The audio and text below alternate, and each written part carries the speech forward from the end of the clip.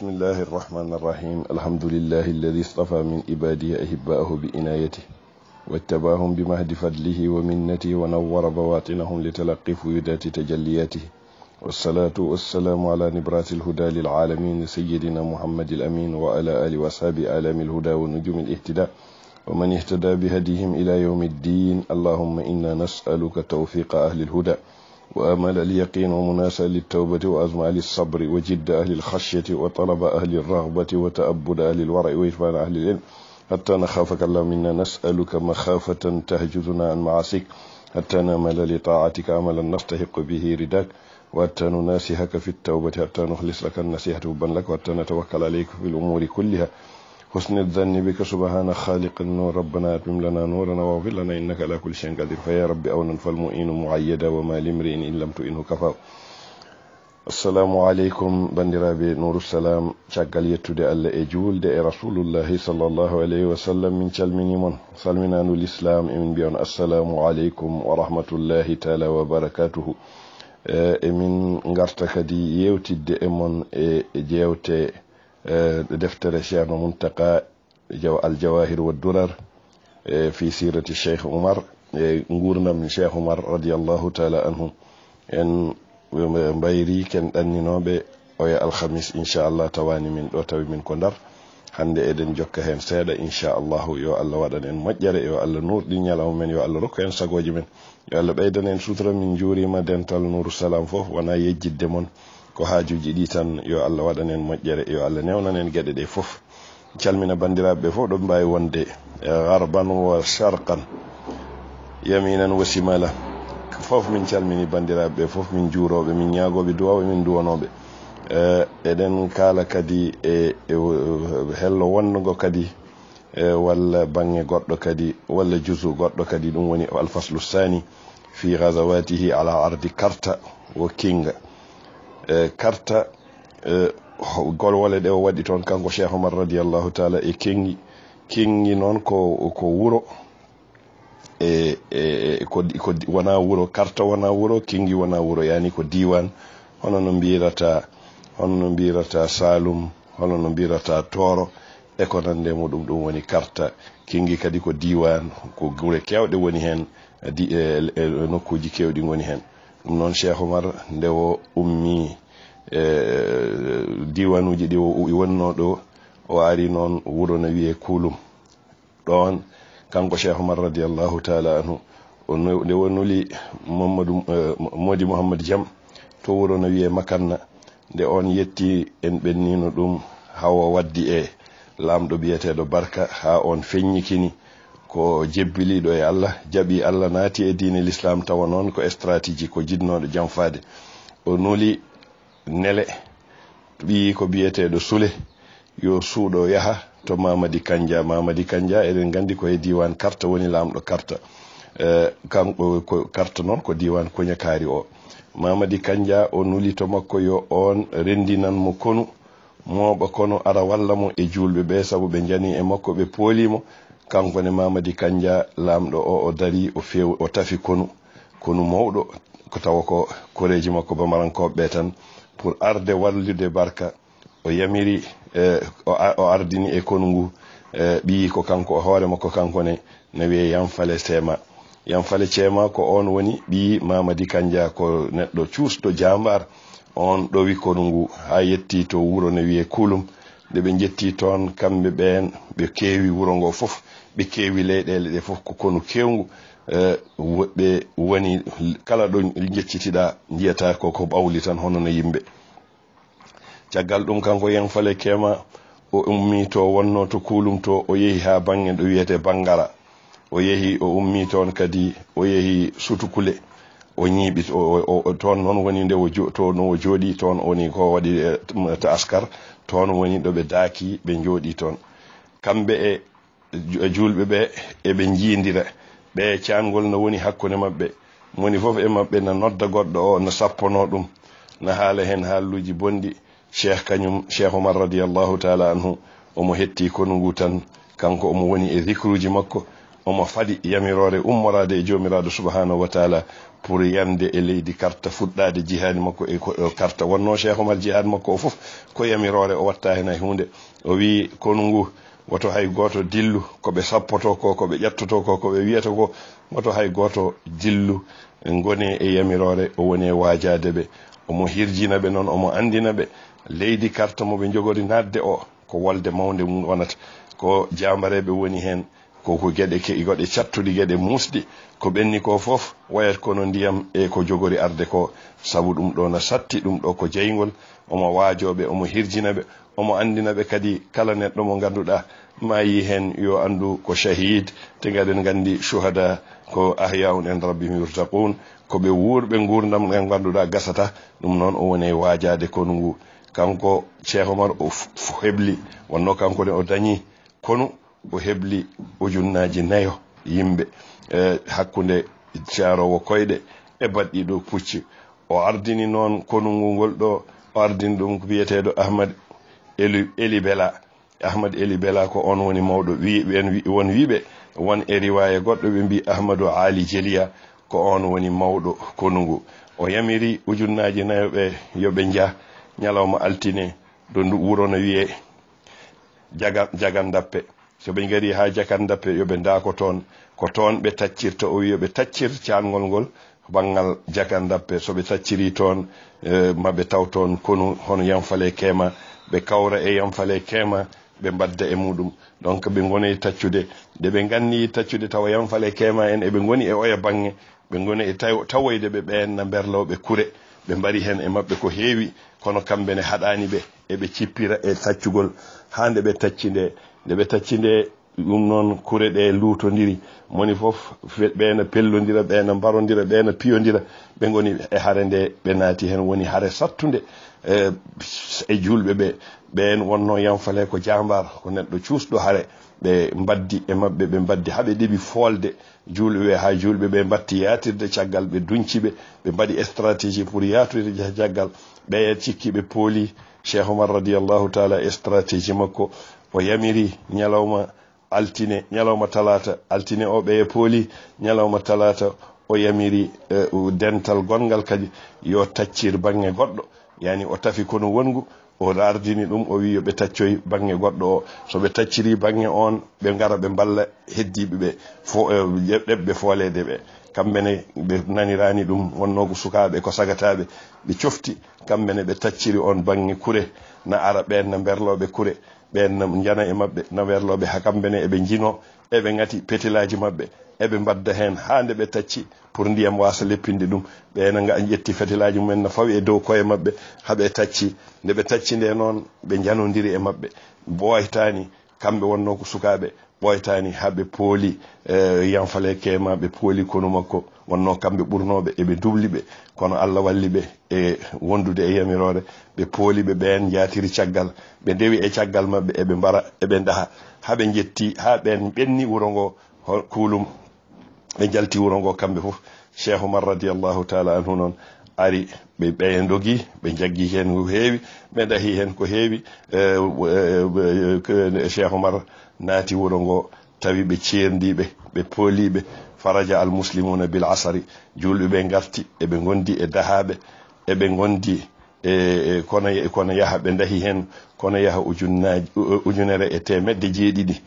neɗɗo e 35 ɓeɗo fof koɓe dahɓe ɗum ɓe keeɓi hen pucci nawgas ɗum ɗo ko gangal mabɓe ɓe ko wara ko noon ko Allah tan andi ko wara bangal julɓe e bangal hefereɓe fof ko wara hen ne heewi Cheikh Oumar rutti e mabɓe wi yoɓe dutto to champ de bataille o nokkuɗo haare waɗeteno dingiral haare ne ɓe ƴeewa julɓe ɓe kamɓe wonɓe toon ɓe fof ɓe jaggaɓe ɓe ndendina ɓe gaddaɓe ɓe gubbaɓe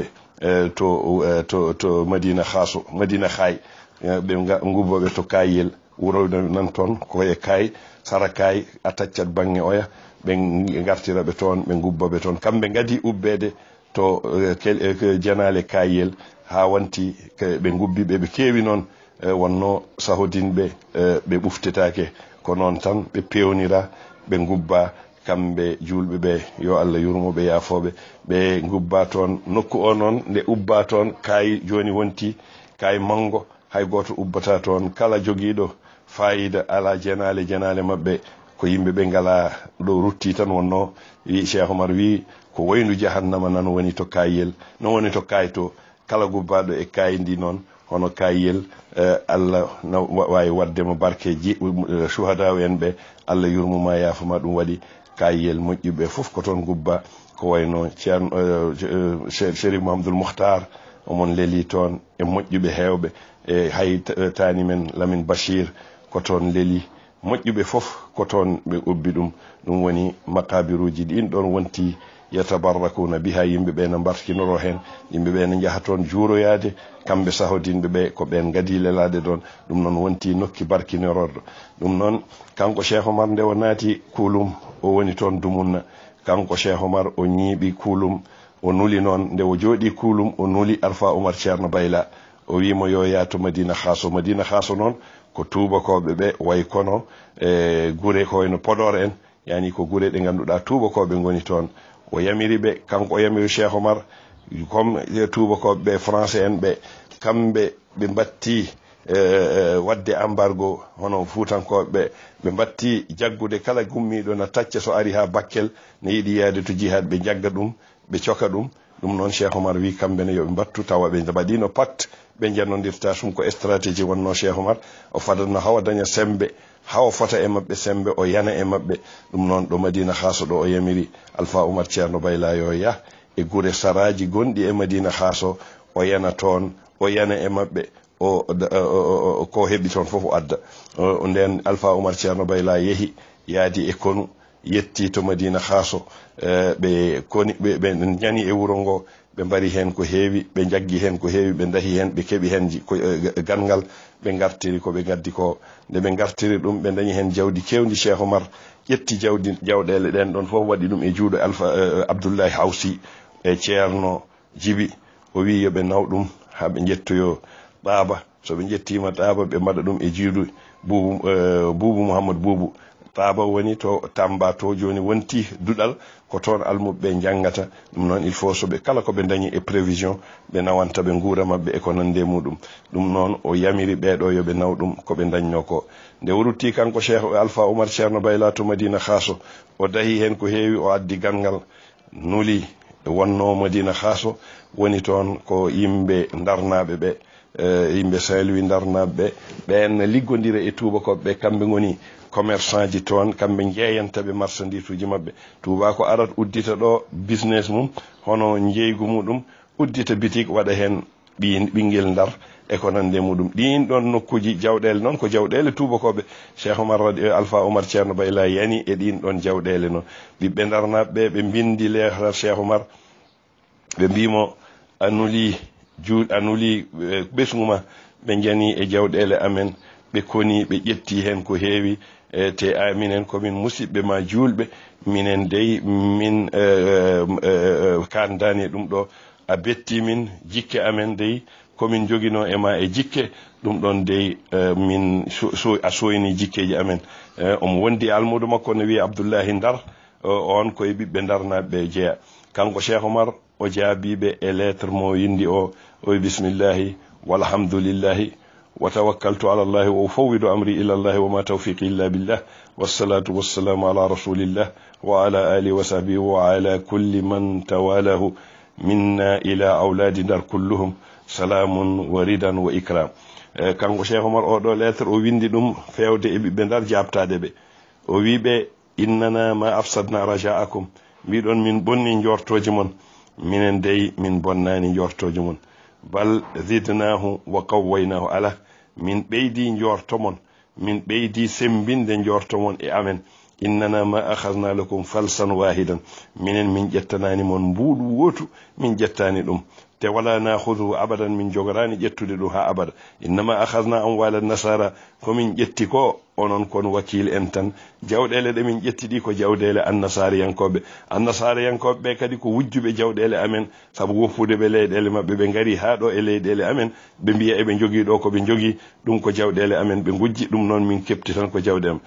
faqad dafana li awladi Ndar kullama kana lahum wa in sa'altum an sababi akhdhi mali nasar. o wi kala ko ganduɗa ɗum somin memi ɗum ɓiɓɓe Ndar wiye ɗum ɗo ala ko minen jeeyi namnoɓe kamɓe fof min ƴettani jawɗele min tottitiɓe sa namnima noon hol sababu yande min e ɓiɓɓe jawɗele annasara en assababu annahum zalamuna miraran kamɓe dey ɓe tooñi min laabi kewɗi sabu ɓiɓɓe fuutankoɓe walla ɓiɓɓe julɓe ummotoɓe na ngara ala ko ɓe waɗi ɓe paddo ɗumen ɓe jagga ɗumen ɓe soka ɗumen ɗum ko kamɓe puɗɗi ɗum ɓe mbiɗi mbaɗi kadi la yabi'una lana silaha ɓe mbi kamɓe ne ɓe mbaddata min ɓe mbaɗi min embargo ɓe jeeyata min jogitari ɓe jeeyata min hay hunde komin jogito ɓe paami ko ɗomin payiɗo somin gasni komin mbaɗata ko hamin ndendini ɓaleɓe ɓe fof gonti e drapeau la ilaha illallah koye mabɓe min payi li jahlihim kamɓe noon soɓe kadi yeyde min arme yoɓe fetelaji yoɓe gandu annana mustaghnuna anhum minen emin jondini gaga mabɓe wa qad qulna li rasuli taghiyatihim mi nde ɓe neli nelaɗo mabɓe ariɗo am ɗo to saramanna min kaaliɓe sababu ko holko haɗi ɓe wiide eɓe kada ɓiɓɓe fuutankoɓe ɓe arde holko waɗi ɓe hadde ɓiɓɓe fuutankoɓe ɓe wiyeyde ɓe ko kaɓorɗe ɓe mbi ɓe jeeyata gonɗo fuuta fof minen min natti wonde fuuta min gonani fuuta minen komin mujahidina en ala ɗo min jeeya kala ɗo min jeehi ko toon min jeeya o wi kanko Cheikh Omar o wi fa yakunu sababun li kawni ma'ahum wa ana muntadirun rasuluhu wa jama'a Allahu baynahu wa bayna Abdillahi fi Bakkel mi nulino Abdullahi Ndar to Bakkel to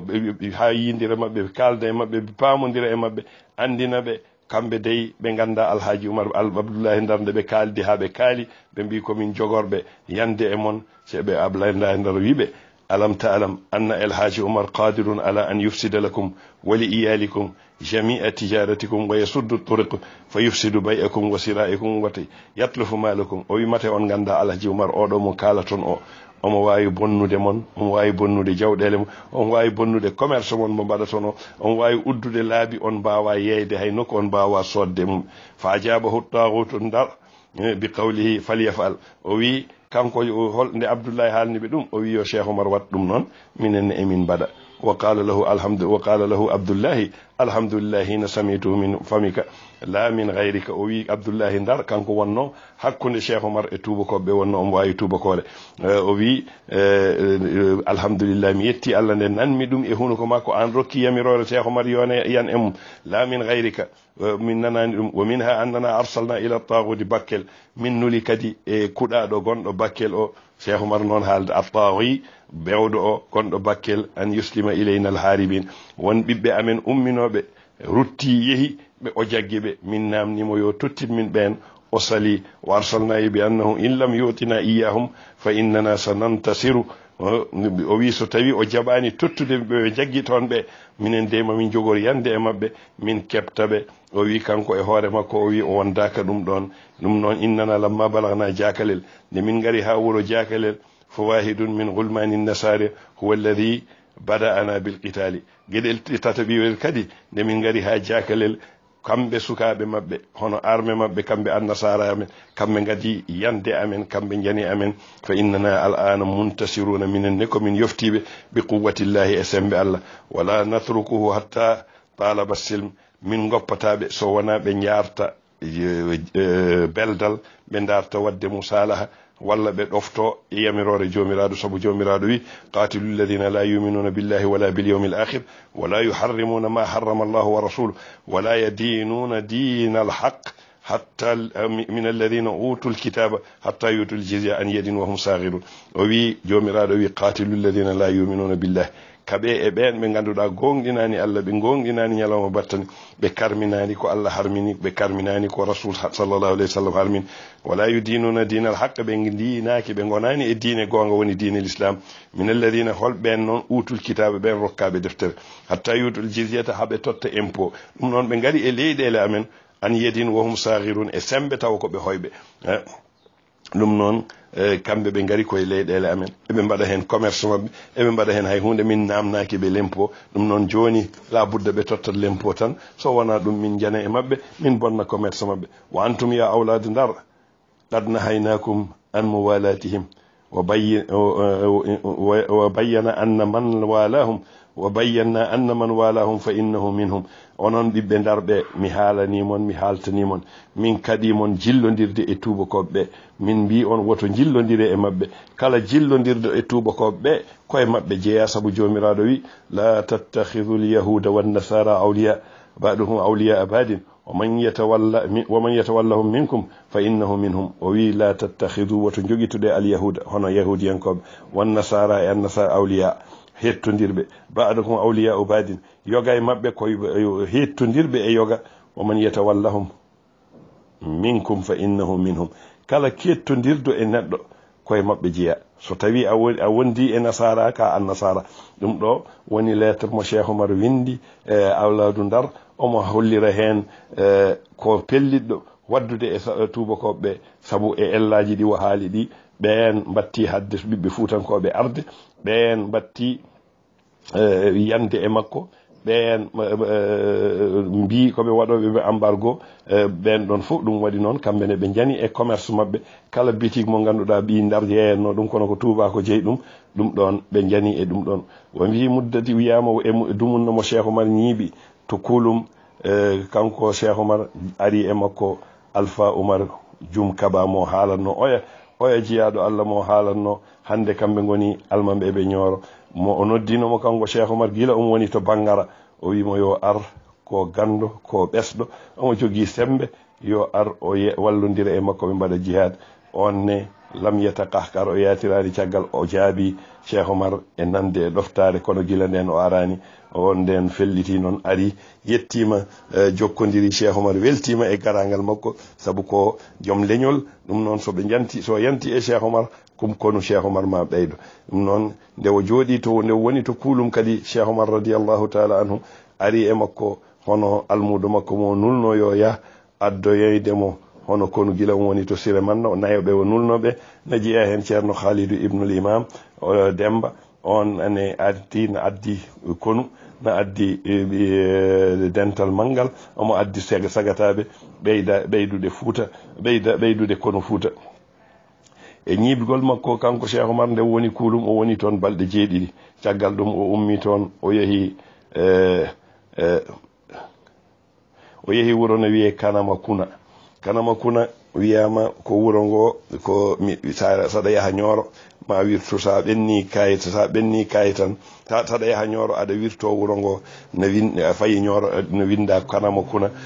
Kuna babarankoɓe ɓe mbi woto findinam Kanama Kuna woto findinam ɗum firtata e bamarankoji wuro ngo noon wiyama nde Cheikh Oumar ari toon yani e wuro ngo tawi ko yimɓe wuro ngo o ɗanninɓe kamɓe fof ɓe ɗano sa ari aɗa yiiɗe yande e neɗɗo tawa neɗɗo na konu ne jogui fotel mum tan na ɗani sa findini o woto findinam noon ɓe jaggirte ɓe tongue ko noon ɓe mbaɗiri ɗum caggal ɗum kanko Cheikh Oumar to woni toon o fellitino yande e Moriba Safira ko lamɗo gonɗo Kuñakari o felliti wadde e makko o nuli noon kono ngu eɓe kuli Moriba Safira ko joom sembe wiyama e bawɗe Allah Cheikh Oumar radiyallahu taala anhu nde kono ngu woni e dingi denginde o nuli rawhan yehi tongi Moriba Safira addimo ha e Cheikh Oumar jamma wimo Cheikh Oumar findinimo o fini o yimu o wi aɗa andimi o wi ala o wi min woni Umarul Fouti mo jiɗɗa habde o sa wi aɗa haɓa e am mi holle ko ganduɗa gadduɗomo ha ɗo wawa ɗum de o wimo sa jaaɓi jebbiloɗa jaaɓa min mbaɗa maslaha sa jaɓani noon komi jogorɗo foldema on nde fini nde nawta e jamma o rawhan no nawtimo nde o fini o noddi yimɓe wuro mabɓe fof o wiɓe min de komi natowo e l'islam komi jebbiltoɗo komi jaɓowo Allah ɗum noon ngare ndewen hen yimɓeɓe cali kono o wawni ɓe kamɓe fof ɓe jaaɓi Allah ɓe naati hen ɓe ngari ɓe jebbili e Cheikh Oumar ɗum woni ɓe tawimo ko Kanama Kuna ɓe ngari toon ɓe jebbili e makko ɓe baayi Cheikh Oumar o femba o wiya yo woppu rewɓe makko ɓe o joginoɓe fof hawo heddora nayo ɓen ɗon noon kanko ne waɗi fo kanko Moriba Safira caggal ɗum kanko lamɗo o omo fada yamirore Cheikh Oumar balɗe ɗiɗi omo fada Cheikh Oumar fa sawara ahwal walam yardaw bidhalika o yehi nde o rutti o haaldi e koreji makko o wiiɓe Cheikh Oumar ko jogorɗo arde ɗum noon mbaɗen feere jehen jebbilon kono ɓe cali falamma asbar hay irtahara kanko Cheikh Oumar nde woni toon o ari toon o jebbili e jammagu ngu o jaaɓi Allah kanko Moriba Safira o ruttina o haaldi e wuro ngo o faamodi won hen ko jabɓe won hen saliɓe o wawni saliɓe ɓe par force ɗum noon ɓe beltaki hen kanko Cheikh Oumar radiallahu taala anhu nde weeti nde o ɓenni e wuro ne wiye Marenna ko wuro Sarahullebe nan ɗon hakkude laawol ñorogol kakkude Kaay e Ñoro toon Marenna woni nde o ari toon kanko Cheikh Oumar wiyama ko gure ɗiɗi woni toon gure mawɗe wonno ceerɗi kono Cheikh Oumar ne ari namni ɓe mbi Marenna wiyete o wi ala wuro ngo wiyete ko Marenda ma ɓe ndendoy ma ɓe kawroy ɓe ndenda wona wuro woto joni wonti wuro woto no haaldirno nde o wiyama ala wiyede ɗum Marenda ko kamɓe wuro ngo fof gure ɗiɗi fof ndendi toon pour yande e Cheikh Oumar Allah walli ɓe Cheikh Oumar fooli ɓe o waali to Marenna to jamma goto caggal ɗum o yettoyi Kuñakaari nde o yetti Kuñakaari noon o felliti yande e wuro ngo sabu ko ɓe saliɓe nadde e diine o felliti yande mabɓe o totti kure mabko o totti kono ngu moni fof to ƴetti kure muɗum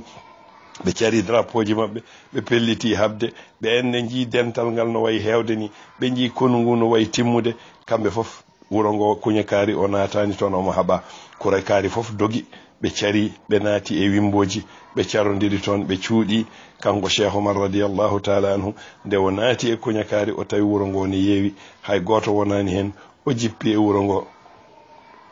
caggal ɗum kanko Cheikh Oumar radiallahu taala anhu o jippi Kuñakaari nde o jippi Kuñakaari noon o nuli sariya woni contingent yo ya ƴeewoya e gure saraji ɗi pour holnude ɓe mbawa dañde ñoɓe jooɗori won yaaɓe almuɓe ɓe ngabbi e dow wimboji ɗi tawi toon won hen yimɓe nan toon ɓe jagga ɓe gadda won hen yimɓe nan carodiri e gure saraji ɗi kamɓe fof ɓe jagga ɓe gadda falamma adrakuhu ɓe jaggi ɓe gaddi e yamirore Cheikh Oumar radiallahu taala anhu caggal ɗum kanko Cheikh Oumar o sari noon kure makko o totti almuɓe kala nde o ari e wuro so felliti haɓede won hettuɓe tan e tottude condi e kure bonnetake moni fof heɓa soɓe keeɓi noon ɓe puɗɗo nde ɓe keeɓi ɗum ɓe pelliti noon yaade yande e wuro ngo ɗon Cheikh Oumar noon ɓe pelliti yande e Kuñakaari ɗum noon haade en ɓennude darsumen garowo o ma en kaal jebbilogol Moriba Safira lamɗo sero jabde mo Allah nde o jaɓi Allah kadi holko Cheikh Oumar wasiyimo haalde e makko holko Cheikh Oumar yamirimo kadi andinimo tôt ou tard ka jartodinowo kono sa yartodini ko goto e sukaɓam ɓurɗo famɗude e sukaɓam ko on jogori wardema ɗum noon ɗum ɗo woni darsu men hande bandiraɓe yo Allah rokku en barke Cheikh Oumar yo Allah